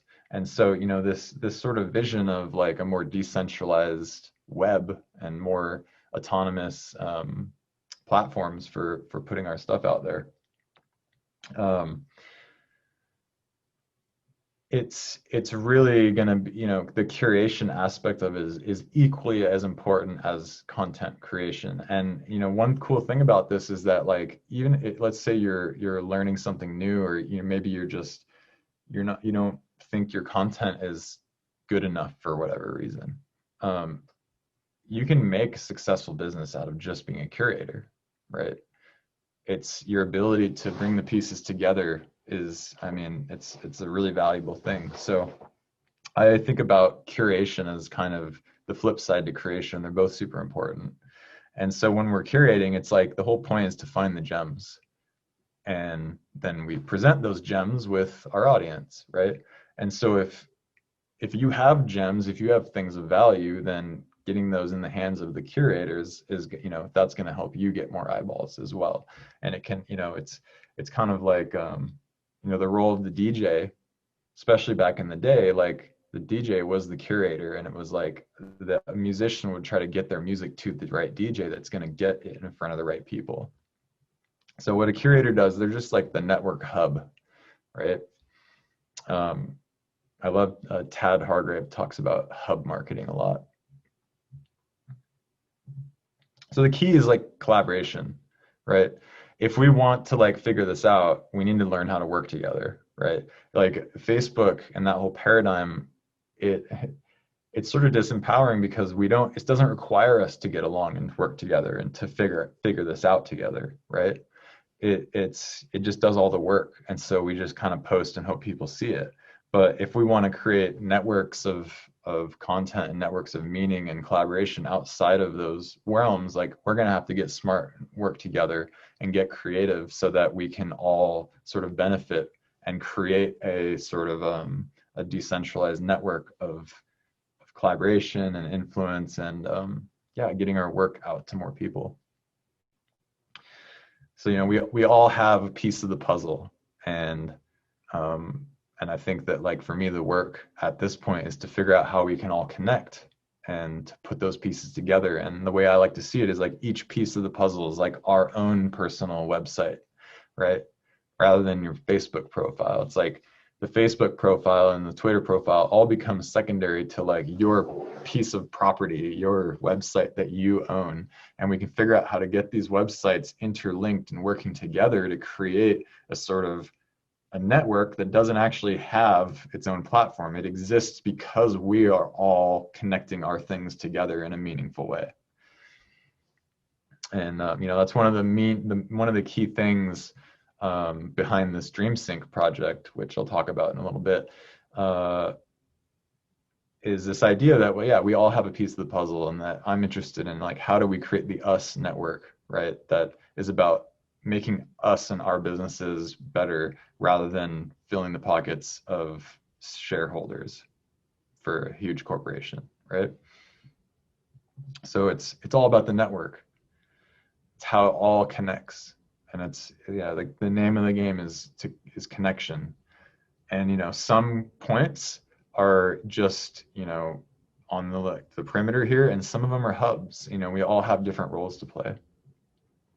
So I want to talk about like the difference between what the difference between centralized and decentralized is. So on the left is a centralized model, which is what Facebook is. So in the middle is Facebook, and then there's billions of nodes all connected to it, and it has complete authority and control over the data flow between those nodes.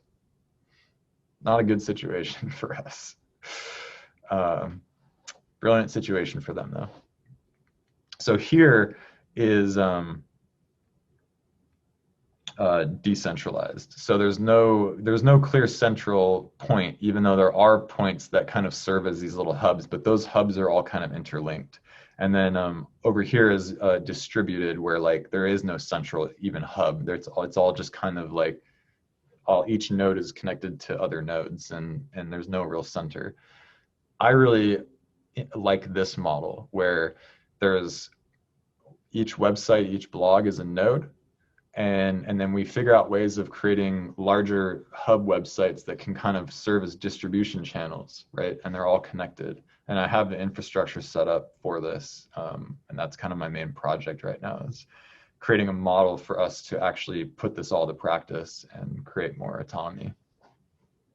So the key thing I just want to instill here is like, control your data. Like, make a vow right now that like, to start taking steps to gain ownership and control of your data. And when you find a piece of the puzzle that you don't have control over, like, get real about yourself, whether like, why you're using it and what your plan is for that. Don't wait to get kicked off of Facebook like I did, and then have that decision made for you. So, and when you control your data and your sort of your channels of communication, then you can control your mind, right? The stark reality and the kind of scary thing about this is that Facebook literally controls and influences the minds of over 1 billion people.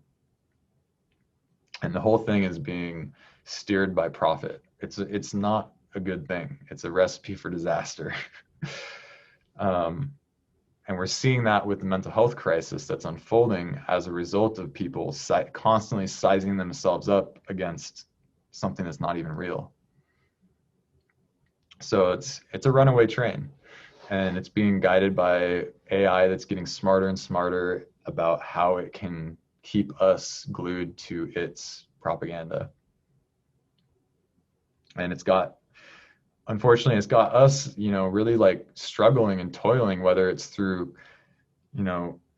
creating content that's going to beat the algorithms, or, trying to like boost our image to like keep up with, the Joneses and all the, selfie culture and all that. And it's all this energy that is being put into it, and we're not the ones getting paid, right?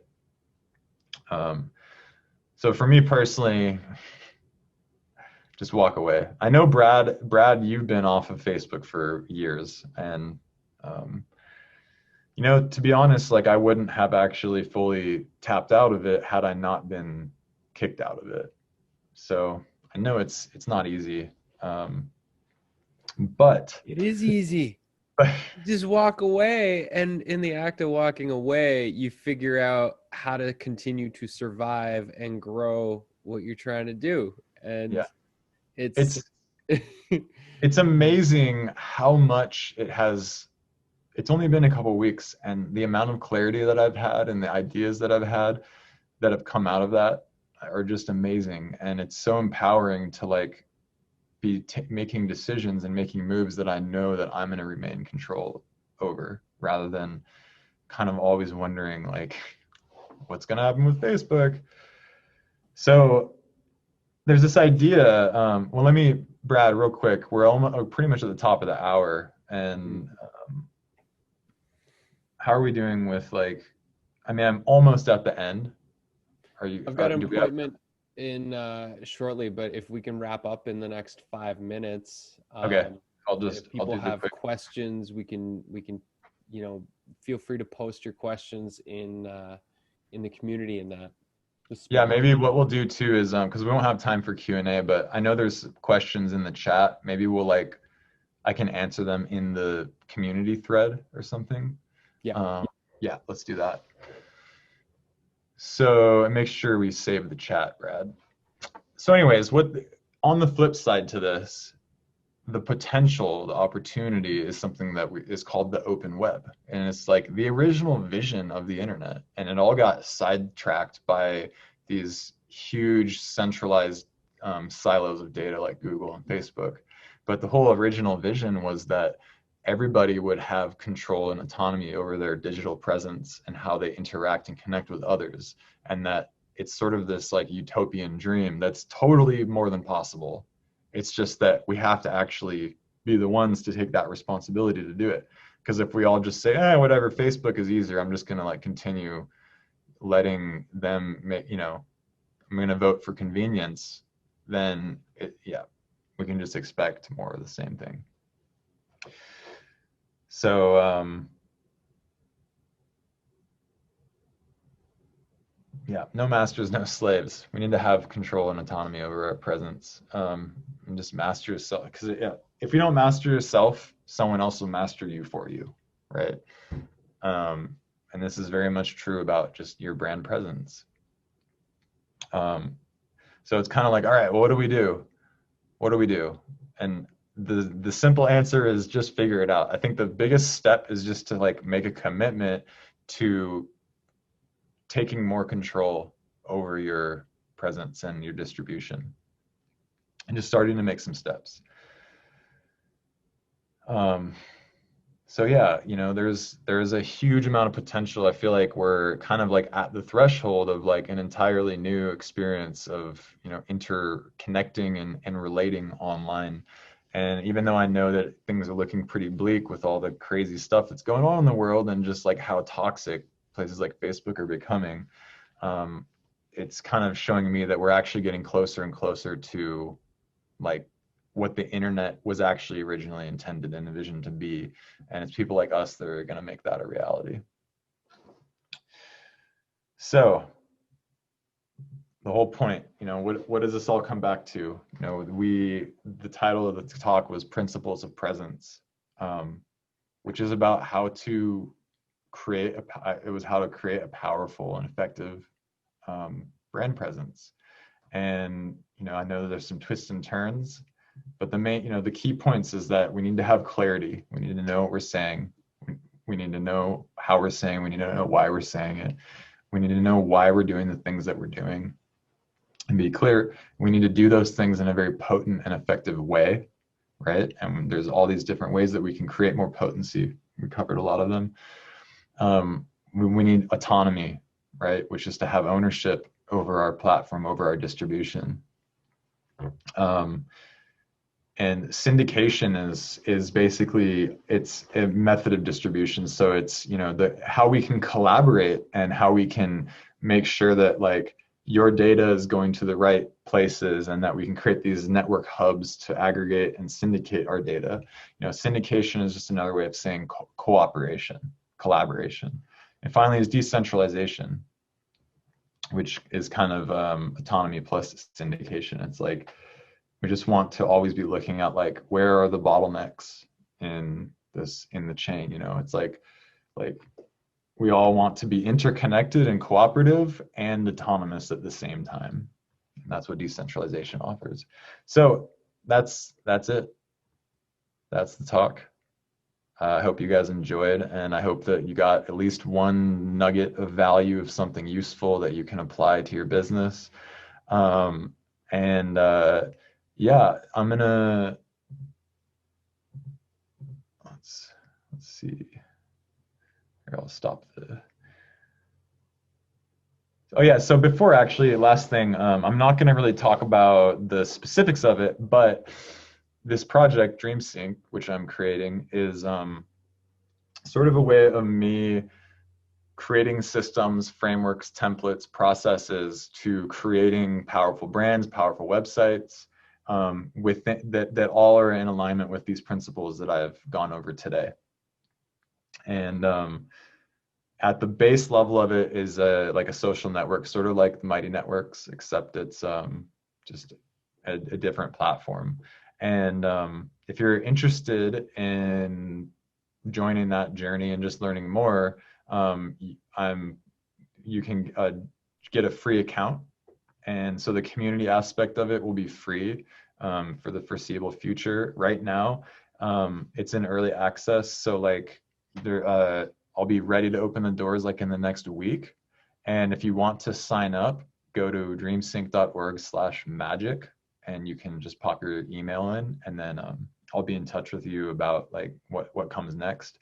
But yeah, at the base, at the sort of free entry level is just like a social media network for creative people like us. And also there's basically a aggregator of different blog posts from network websites. So like Magic Media website blog will show up in that feed, and other people's who have websites will like all show up in that aggregated feed. So I'm actually putting these principles into practice with this platform. And then there'll be paid tiers for like actually building your own website, building your own aggregation, like social media platforms, things like that. But it'll be free at the base level. So anyways, yeah, dreamsync.org/magic to sign up for that. And then, yeah, I'll read through the comments and make some posts in the thread in the Great. Magic Media community. It's been so good. That was a full 2 hours. You're getting applause here, Andy. Add applause sound effects. Yeah, thank you, buddy. Follow Andy. Yeah. So much ground covered in 2 hours. That was really, really awesome and informative. And I mean, I can attest like the process that we're going through right now with the brand upgrade with Magic Media. Like so much of what you're talking about, we've been applying in the process. So it's really cool to see this. For everybody here right now and watching in the future, the conversation where you can post your questions, I should have it up within 24 hours. So just keep your questions handy. I wouldn't recommend asking them in the actual event space. Wait until the post is made and ask your questions there so that we can have a consistent thread on where all the Q&A will happen for this. Got it. But I'm looking forward to see more of your classes come out. It's about time you get back in the teacher throne and do this. Yeah. Yeah, I'm going to be creating like a lot of courses and templates and just all sorts of tools and useful things for people to build out their platforms. Amazing. Well, thank you everybody for taking a couple hours out of your day to come to the workshop. Please share feedback, and we'll be doing this again soon. And Andy, again, thanks for doing this. And I'm looking forward to getting into DreamSync and seeing what magic you made there.